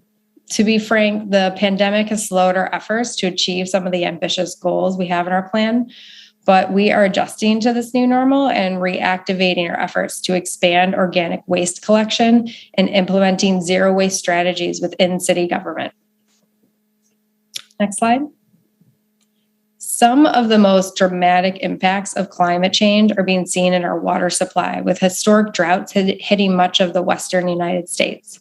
Recognizing the severity of the crisis, Mayor Garcetti set about transforming LA's water system into one that's self-reliant, developing innovative technologies to recycle our wastewater and investing in stormwater capture systems across the city. He's championed the Save the Drought campaign, encouraging people to significantly reduce their water consumption, a behavioral change that has become a way of life for most Angelenos. We're not stopping there, though. Through Operation Next, we're transforming the Hyperion wastewater treatment plant into one of the largest water recycling plants in the world. Next slide. So those are the 5 zeros focused on Los Angeles, but if we're going to truly tackle climate change, we have to look beyond our borders. C40 Cities, a network of the largest cities committed to addressing climate change in an equitable manner, was chaired by Mayor Garcetti and served as an important platform to innovate, support, and collectively lead on local climate action at a global scale. Organizations like C40 and forums such as this one are excellent examples of how cities, states, regions, and national governments can and must come together in this pivotal moment in history. So we leave no doubt that we did everything possible to ensure a healthy, prosperous, and equitable future for our children. Thank you. Thank you very much, Victoria Simon, and congratulations to all the achievements that you've made so far. I would like to move on to Jakarta.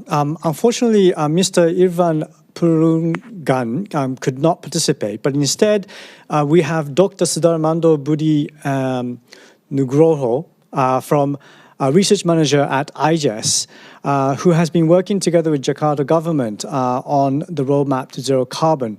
So, Sudarmando-san, can you please introduce the activity by Jakarta? Thank you very much.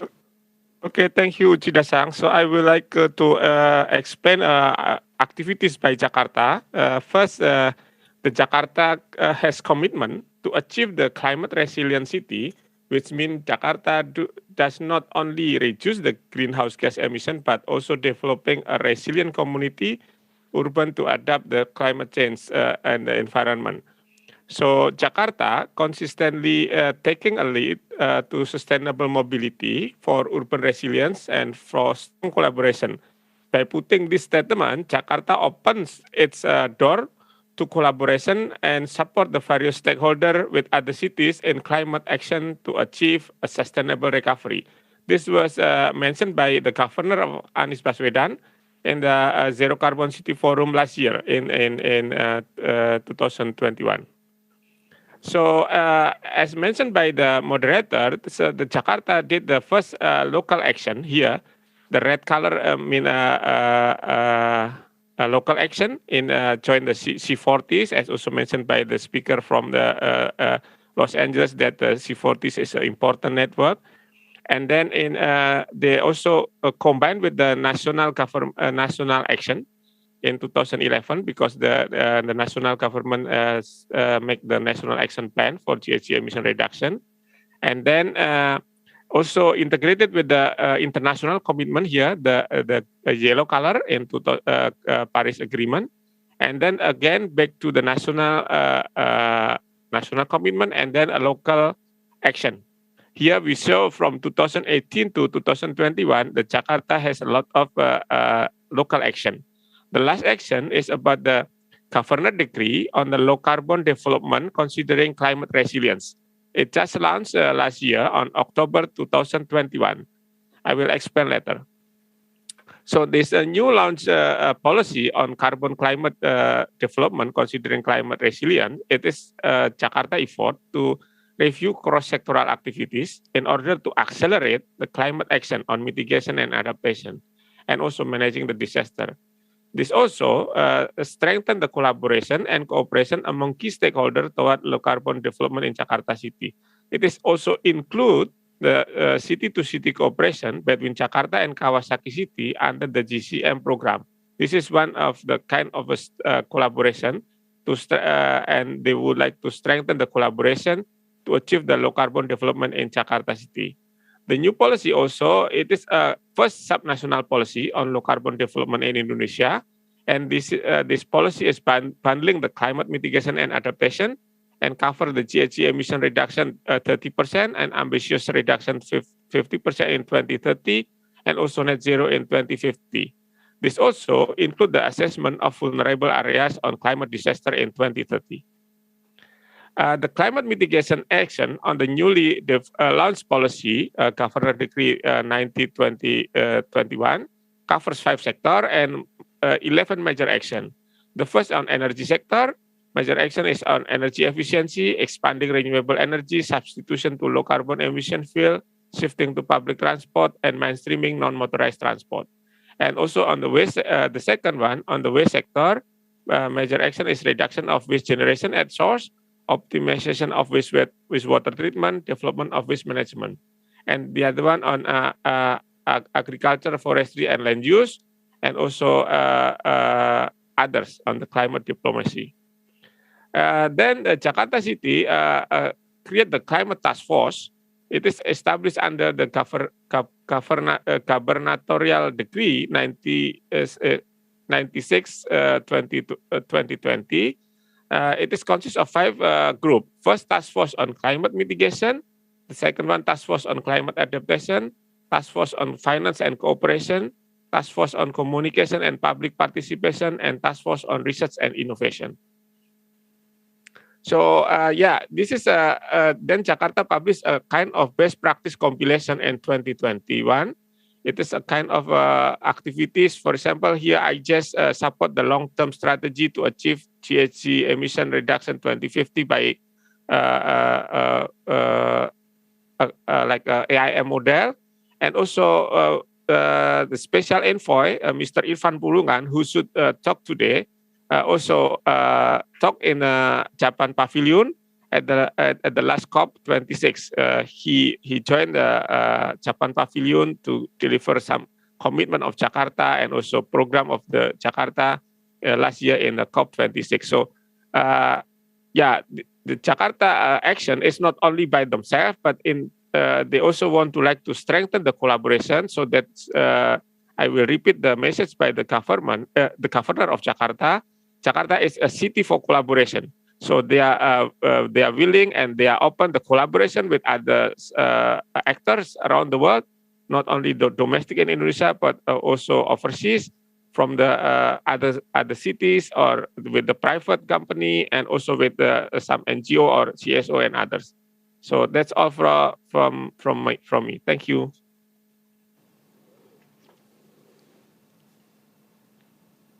Thank you very much, Dr. Nugohoro. Thank you very much. And now I would like to ask our participants a few questions related to this multi-level collaboration and cooperation between city to city. And I would like to start from asking question to Director General Mr. Ono, because we have heard that Japanese government have made huge progress in supporting local governments in its pursuit to become zero carbon. And we have also heard from German government that they've been also investing highly on supporting local government initiative and city-to-city collaboration. So having that input, I would like to ask Director General, what are the key elements to strengthen collaboration between national and subnational governments? I would like you to answer this for the audience who are participating in today's session. So please, Director General Ono. Thank you very much, Uchida-san, and also thank you very much for all the participants for your excellent presentation. Those are quite inspiring, and it is quite worthwhile working with other cities and local governments all over the world. The direct answer to your question, Ms. Uchida-san, is if I pick just one important element, that's the communication. Because each local government, each city has its own challenges. So I don't think one-size-fits-all approach works well for this issue. And also, I would like to stress that for smaller cities or smaller local communities, climate change issues may not be priority issues for their daily agenda. But we are talking with them closely, and we are, appealing to them that the climate action is not only about the climate action. It could also solve social and economic issues, challenges facing those smaller cities are facing. I mean that in my presentation, I said that the local actions, local climate actions are about the achievement of local SDGs. So that's the key of the climate action. We are not talking about climate, but also we are talking about whole the economy and whole the society. With this spirit of collaboration with local governments and local cities, Minister Yamaguchi and his team, including vice ministers, are currently visiting local governments and having direct communication with local stakeholders, including mayors and business leaders and citizens, to learn and to listen from their challenges and from their needs, and so that we can provide solutions suitable and more fit to their unique needs. So again, I would like to stress the communication issues as a key to the success. Thank you very much. Thank you very much, Director General Ono. I think this is very encouraging to see the government recognizing the different needs of the local government and approaching them separately, but emphasizing on the importance of the communication. And I think it's very encouraging that this is happening in other parts of the world as well. Now, I would like to ask Kawasaki City. You have explained that you're the industrial hub in Japan, and you have been working on achieving zero carbon and also working very hard on city-to-city collaboration. I would like to ask you, what motivates the city to promote city-to-city collaboration, and what will be the benefit to the city itself? And also, as we are doing this forum today, would you be interested to further expand your collaboration in ASEAN countries under such framework by Japan and US? And that would be my question to you, please.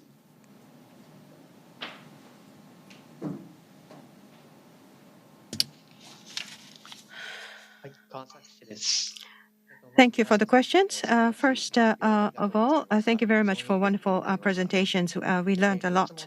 And I would like to answer your questions.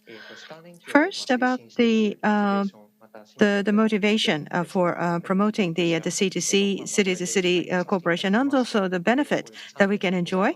There are actually 3 points. One, Kawasaki City, up to now, so going back time a bit, Kawasaki City and also the citizens and also the industry work together to overcome the pollution issues. And we have such a great experience, and we have the experience of those processes, and also the knowledge can be shared with other peers from the viewpoint of international contribution. And also Kawasaki City has the Green Innovation Cluster, and through such initiatives, the industries and the companies located in the Kawasaki City are cooperating in the city-to-city cooperation. And as we presented, the promotion of the local companies is one of our key missions. So we think that the city-to-city cooperation is very important in terms of the encouraging the local industry as well. And also the third point, well, Kawasaki is known as an industrial city, and so taking on the challenge of decarbonization with the zero carbon target is quite challenging, and so if there are other cities with the similar aspirations for zero carbon, and if they can contact us then and find a way to work with us, then it's going to be quite beneficial. And so we think that the city-to-city cooperation is very important for our own industry as well as for the cities across the world. And so in addition to Jakarta, we would like to certainly expand the partnership with other cities in future. That's all. Thank you. Thank you, Matsuda-san. So you have heard the activities by the Japanese government and also German government, and also some of the activities that cities are engaged in terms of city-to-city collaboration. And I'm not really sure to what extent you have been engaged in US of such activities, but we all know that you have been very active in participating through C40 and promoting these activities globally. Tell us a bit more about your activities in terms of the city-to-city collaboration and what would be your expectation of these kind of activities to move forward in the future. Sure. Thank you so much for the question. I mean, so much of the work that LA does is from learning from other cities and also sharing that experience. And like I mentioned earlier, C40 Cities is really an organization with 97 of the world's largest cities, and it is a terrific forum for doing that exact kind of exchange. Just an example of how that actually worked in real time was just that during when Mayor Garcetti was the chair of C40 cities up until 2022, and he was the chair when the pandemic first happened. And so you got to really see how this network functioned, not just on specifically focused on reducing greenhouse gas emissions, but also coming together to share and learn best practices. So when that happened, the mayor, one of his first phone calls was to organize mayors from around the world to discuss and convene about things that were happening. And so he was able to bring together mayors from Seoul, Hong Kong, Milan, and many other cities to support one another. And we learn through measures, we learn from one another through measures like closing city streets to open more space for people, or localizing food and supporting urban farmers to ease the food supply chain disruptions, or expanding bike paths to provide more alternative zero carbon modes of transportation, were some of the things that cities were able to share with one another. And all of this work really culminated in a COVID-19 Green and Just Recovery report that laid out a pathway for our economic recovery from the pandemic and shifts us towards a carbon neutral future rather than back to fossil fuels. So that's one example in real time of how the city-to-city collaboration worked. But also we saw in the run-up to COP26, C40s from around the world were reaching out to their counterparts in other cities and encouraging them to join the city's race to zero, which was referenced earlier, but it's a commitment to reach net zero emissions by 2050 and cut the fair share of global emissions in half by 2030.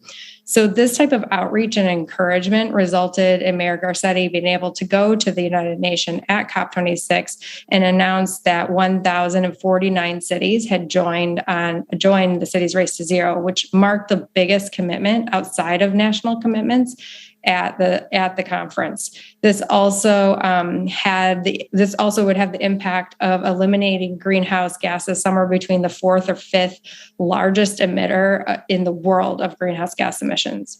So really, this kind of network reflects how nobody has a monopoly on good ideas. And so it's forums like this one and C40 that really nourish and support the innovation and collaboration that collective action can bring. And so, I think we're always looking for that kind of outreach with other cities and networking because, of course, as we all know here, greenhouse gases don't know a border of a city or a state or a national government. It's a worldwide problem. And so the only way we're going to solve it is if we come together. Very much. I think that was very clear. I would like to ask Dr. Nugroho, because as a researcher, so you have been involved in Jakarta and Indonesia, of course, and you have been seeing the progress of the cities in Indonesia making in terms of trying to achieve zero carbon. My question to you, it would be that how would you see the role of local governments in Indonesia have been developing in the recent years? Has it been growing? Has the what would you explain would be the situation there in Indonesia right now? Further, the decentralization, because we have a strong decentralization from the national government to the city government. City government now become more active, especially because they have more role and responsibilities in developing their own cities and also related to the climate change and SDGs. So with the decentralization progress, it is moving forward to the right direction and city become more active, as also mentioned by Director General Ono Hiroshi from the Ministry of Environment. The city has their own priority. Each city has different priority, different own strategy, and different on direction for the future. So it is really good to have a good communication with the city, because in Indonesia we have like around 500 cities, which is it's a huge cities, and yeah, that's my answer. Thank you. Thank you very much. Thank you again for all the participants to the session. I think we have covered wide range of activities, and I think the message was very clear as well of the importance of this multi-level collaboration, cooperation, and also how the cities are moving forward in the very difficult questions ahead by collaborating with other cities and learning from each other. So thank you very much, and that will be the end of this session. Thank you again for participation. Thank you, Mr. Uchida and distinguished speakers for the wonderful session. This is the end of session 2.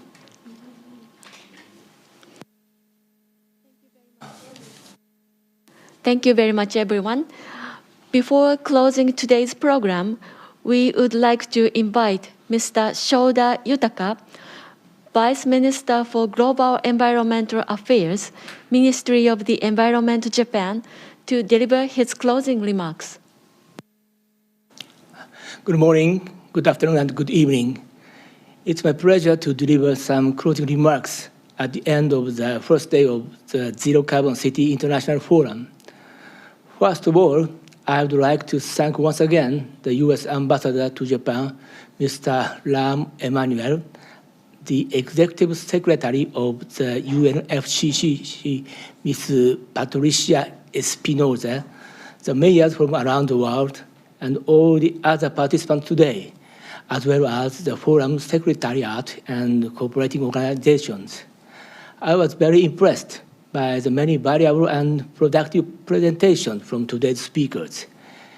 In the 2 plenary sessions, we were able to confirm the advanced efforts to decarbonize cities, with speakers sharing examples illustrating the importance of multi-level cooperation among countries, cities, and others.